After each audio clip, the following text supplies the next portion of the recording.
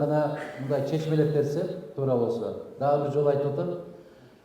Эмне үчүн 15 жыл, себеп 2004-жылы 31-июлда бул киши кеткен. 31-июлда. Асыр менен Шамдын ортосунда.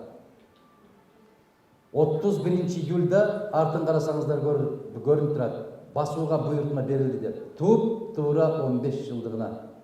Эмне үчүн? Себеп бу кишини тааныбай баратат деп. Себеп Исхак Разаковго эстелик ачып, Жусуп Абдрахмановго эстелик ачып, Баял Исакеевге эстелик ачып ысып көлдө. Мына биздин бүтүн Кыргызстан партиясы бир кишиден бир сары чака алган жокмун мен. Партиялаштардан да калган жокмун. Мына ошолорду тургузуп, улуттук университеттен келип сурасак, балдар сурамжылоо жүргүздү. Исхак Разаков ким, Баял Исакеев ким, Жусуп Абдрахманов ким деп биздин журналист боло турган болочоктогу, тарыхчы боло турган студенттерден сурасак, балдар кыздардан сурасак, бирөө да жооп бере албай койгон. Алардын ким экенин билбей коюшту. Көрдүңүздөрбү? Кыргыз мамлекетин мамлекет кылып түптөп кеткен биздин аксакалдарды жаштар тааныбайт экен. Мына ошондой окуяга учурабасын деп, кичине болсо дагы бир тамчы болсун деп биз ушу китепти чыгарып атабыз. Эгер китептин тегерегинде, Абсамат Масаличтин тегерегинде суроолор болсо, мен баарына жооп бергенге даярмын. Эгер саясий суроолорду берген болсоңуздар, Мадумаровду билесиздер. Мен үчүн жашыруун тема жок. Баарына ачык сүйлөшөбүз. Ошондой.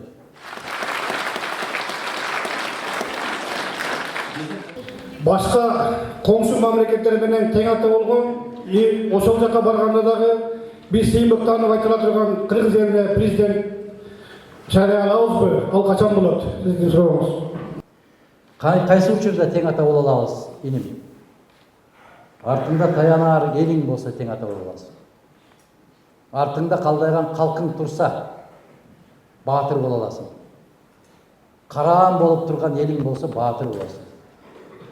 А эгер караан болчу эч ким жок болсо, манас болсоң да эч ким боло албайсың бүгүнкү заманда.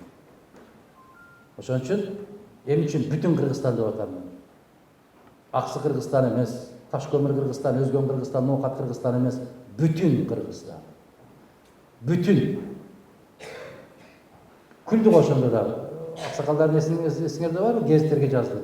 Кыргызстан эмне бөлүнүп калыппы, жыртылып калыппы? Бул не деген сөз экен деп. Азыр карагыла, ар бири чыгып сүйлөгөндө элибиз аман, жерибиз бүтүн болсун деп бата кылып баштады. Мына сөздүн күчү каякта. Болобуз иншалла. Биз ошол максатта жашап келатабыз, ушул максатта жашай беребиз.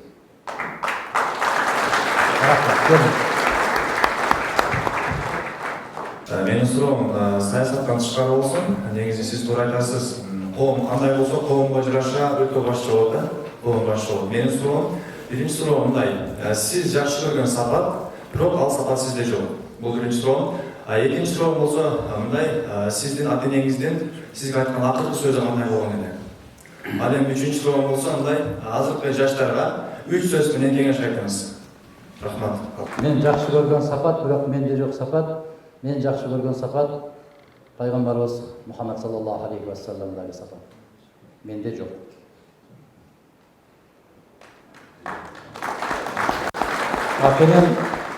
Ата-энем мага акыркы сөздөрү дээрлик мен эс тарткандан бери эле сөздөрү баары бир эле сөз болуп келди.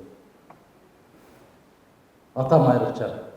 Көптүн катарында көлөкөдө күн бак деп Кудайдан тилеген эмесмин дейт эле. Бүгүн ата-энелер тийип атпайбыз балдарга. Ага кошулба, буга кошулба, этият бол. Мага азырга чейин айтышат. Дайыма ар бир чогулуштардан кийин айтып кетип келип, колумду кысып аксакалдар, эжелер, апалар айтат. Этият бол, этият бол. Эмнеден этият болобу? Кимден этият болобу? Айткылачы. Мен этият болом бир гана нерседен. Билип билбей күнөөлөрдү жасап алгандан этият болушум керек.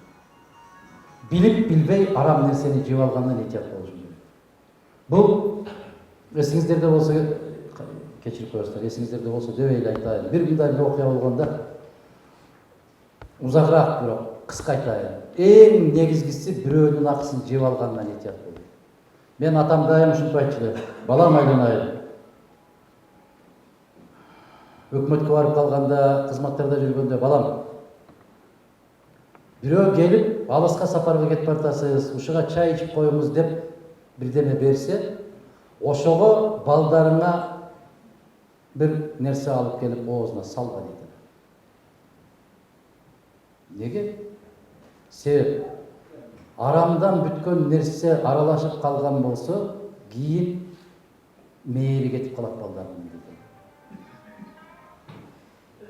А бүгүнкү күндө балдарда мээр жок, кыздарда мээр жок деп ыйлаган ата эне 90%. 90% ата эне балдарда мээр калбады деп ыйлап атабыз. Анын себеби өзүбүздө экен. Ошолордун оозуна колубузга келгенди сала бериптирбиз. Арам нерсе жеген молдонун батасы да кабыл болбойт экен. Ошон үчүн нике кыйдырып атканда карашыңар керек экен. Ким кыят никени? Аяктан келсе да уруп аткан, бияктан келсе да уруп аткан, чалапыла сүп-сүп деп уруп аткан.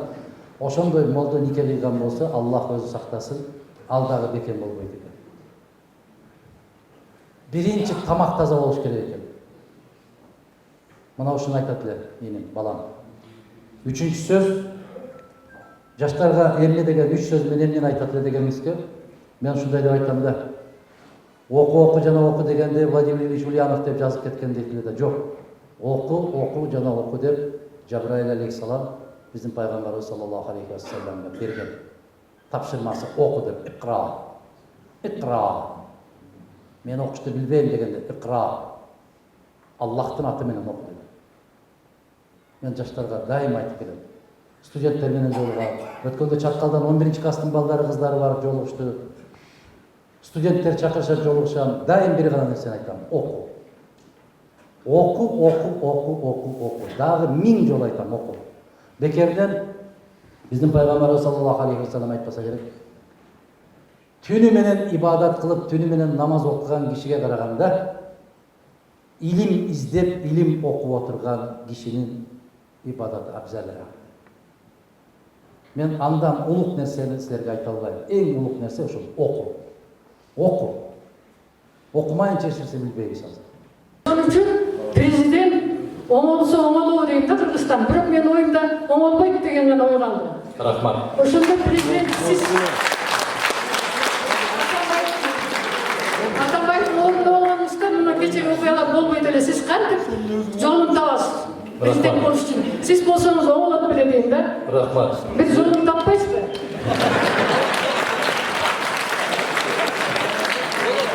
Өткөндө апа Алла разы болсун. Ниетиңизге рахмат. Мына сиз азыр пенсиядамын деп атасыз да, өткөндө бир жаш кыз 11-класстын кызы экен, ошол жолугушуп өткөрүп атып, дагы президент болбой калдыңыз, дагы 6 жыл күтөбүзбү? Мен чыдабайм деп ыйлап жиберди да. Түшүнөм, элдин көкүрөгүндөгү, жүрөгүндөгү муң зарын түшүнүп турам. Тилегиңизди түшүнүп турам. Билесизби? Бир амалын таппайсызбы дейсиз. Амал мен ар бир маселе боюнча элге кайрылып атам. Башка тез келчилек эмне үчүн бизди КТР, ЛТР деген жакын жолотпой, радио деген жолотпой, эч нерсеге жолотпой, биздин үнүбүз жетпейт эле. Гезиттер дагы бизди чыгарса, тескерек басып чыгарат эле, оң чыгарбайт эле. Азыр мына чыгып калган. Азыр ушул чыгып калган. Мына эжелерим азыр мындай ошону карап коюп отурушат. Бир жерде өздөрү бир жерде отурушат, бирок бүт ааламдан кабар алып отурушат. Ушул нерсе чыккандан бери мен түз кайрылып атам. Ошон үчүн үнүм жетип атат деген ойдомун. Менин пикирим сиздерге жетип атат деген ойдомун. Эми кандай амалын табыш керек? Амал бир гана Аллахтын колунда, анан себепчи болгон элдин колунда. Менин колумда андай амал жок. Эгер биз каалайбызбы, болот. Себеп Аллах Таала пайгамбарларга дагы укук берген да. Мисалы биздин пайгамбарыбыз саллаллаху алейхи ва салламга Жабраил алейхиссалам келип айткан. Падыша пайгамбар болосунбу, же кедей пайгамбар болосунбу? Дегенде биздин пайгамбарыбыз мен кул пайгамбар болом деген. Мен Аллахтын кулу болом деген. Караңыз. Адам өзү тандайт экен. Пайгамбарга да ошондой тандоо укугун берип атат. Же болбосо Nuh aleyhissalam 950 yıl жашаганда ölümdün периштеси Azrail aleyhissalam gelip men senin canını algаны geldim degende kant деп, ушундай эле тез деп. Десе ушундай буйрук дейт. Эгер кааласаң, Аллахтан дагы жаш сура дейт. Дуа кыл дейт. Дегенде ошо Аллахтан вахий келет экен. Мынау жанында турган өгүздүн канча жүнү кылы болсо, ошончо жыл өмүр берейин дейт. Андан кийинчи деп Нух алейхиссалам сураса, андан кийин өлүм дейт. Десе анда азыр ал дейт. Мен баш тартам дейт экен ошончо, мүмкүн 1 миллион жыл. Баш тартам дейт экен. Себеп бул деген сөздүн мааниси эмнеде турат? Эртеби кечки барар жерибиз ошол. Баары эч ким качып кутулбайт. Эч ким качып кутулбайт. Тандоо ушунда болот. Адам өзү тандап алат. Каалайсыңбы? Бул жашоодо 70 жыл, 80 жыл кыйналып жашайсыңбы? Түбөлүктүү жашоонун рахатын кааласаң, кыйнал. Түбөлүктүү жашоо. Бул мындай эле түшүндүрөйүнчү. Мектепте 10 жыл кыйналып окуган бала 5 жыл кыйналып университетти бүтүрүп койсо, эч качан 100 килограмм жүк көтөрүп, же көмүр түшүрүп, же кетмен чаап иштеди.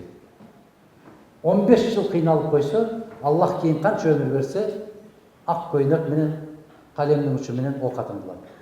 Кандай дейсиздер? Ар бир эмгектин аркасында сыйлык бар да. Ошол сыяктуу келиңиздер бир күндүк уйкудан калып коелу, 2 сааттык рахатты четке кагалы, бир кесе шорпону түртүп коелу, мунону болбойт деп коелу, мунондой да рахмат деп коелу. Аалам Гүлстан, заман оңолот эже. Ишениңиздер, заман оңолот. Ушуга бара албай атпайбызбы? Гейлер айтып калат мага актаныш үчүн. Эми биз кыйынчылыкты көрүп өстүк, эми бала чака кыйналбасын деп атабыз да. Бала чаканын рызкысын Аллах өзү пешенесине жазып койгон. Сен ал бешикте турган кезинде өлүп калсаң деле, ошол балаң ошондой өсөт. Көп эле шылтоо издей бербегиле. Балдарга да ушу шылтоосу ушу. Эми балдарга деп кылат экенсиң да, жок, өзүңдүн напсиңе кылып атасың. Өзүң сүйүнүш үчүн кылып атасың. Балдар оюнда деле жок. Шылтоо балдарды күнөөгө артырбагыла, балага. Жок. Ошон үчүн биздин элибизде эмне дейт? Жакшы ат, жакшы ысым. Паланчынын баласы деген ат. Балага 60 жыл азык болот дейт.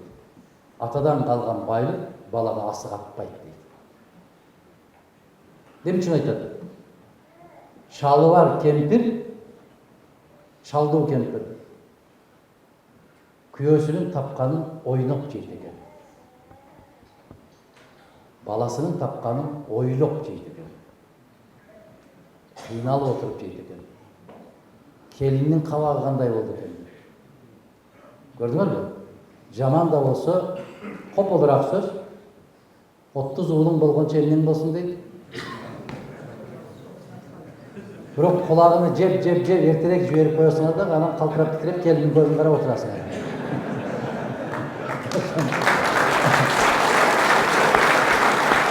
Рахмат. Баарыбызга Аллах инсап берсин. Келиңиз.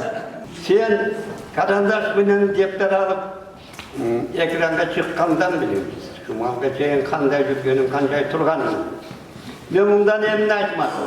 Өткөндө мен ош жака бир жерге бардым. Барсам, кайдан келдиң деди көп турган адамдар. Арасынан мен Аксыдан келдим десем, бар тиктешип, борсого чыгарып атышты. Бул эмгек сенин эмгегиң, Аксыны сен көтөрдүң, сен келге жеткиттиң.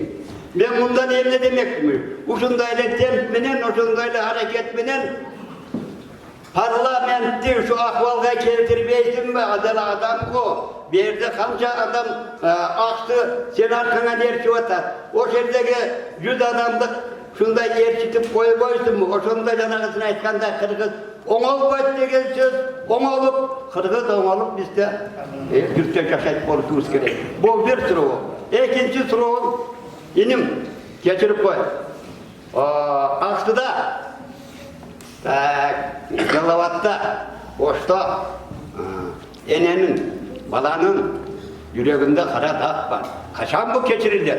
Şuğa bunday senin kak deputat olsan, sen prezident olmasan, emne kılasın? Men turolmuşum. Birinciden rahmat, dileğinizge rahmat. Men ошон үчүн күрөшкө чыкканмын, ошентип күрөшө берем, кете берем ушул жолу менен. Экинчиси, качан бир Кыргызстандагы каратактар өтө көп. Экиле каратак бар эмес, көптөгөн каратактар бар. Ошолордун баары эмне үчүн бүтүндөй баары жармашып, бир убакыт келгенде жармашып, оң тарабы, сол тарабыдагы баары мага каршы чыгышат, билесиздерби? Ушул нерселер агарып кетпесин деп чыгышат. Себеп ошолордун тиешелери бар. Себепчи ошол тактардын калышына. Аллах насип кылган күнү чыгарат. Менин бул жашоодогу максаттарым да ошол. Кудай кааласа чыгарыш керек. Seni ben şaylap жүргөн şaylap. Өткөндө ушунчалык баягы акчага берип калган жаш балдар бар экен да өзүң көрүп турсуң го. Бизде 3-cü orunda edi. Елдер азыр дагы елдер сени гана көксөп турат. Şunun bir düşünüşünler dağı elini hiç vakta emek var. Elin seni kolday, seni geleriki şairde kudaklarınızda deputatlık şairde o seni emek oluşuna biz öte dilektaş biz iyi hareket kılavuz. Rahmat ağa. Ama ötürde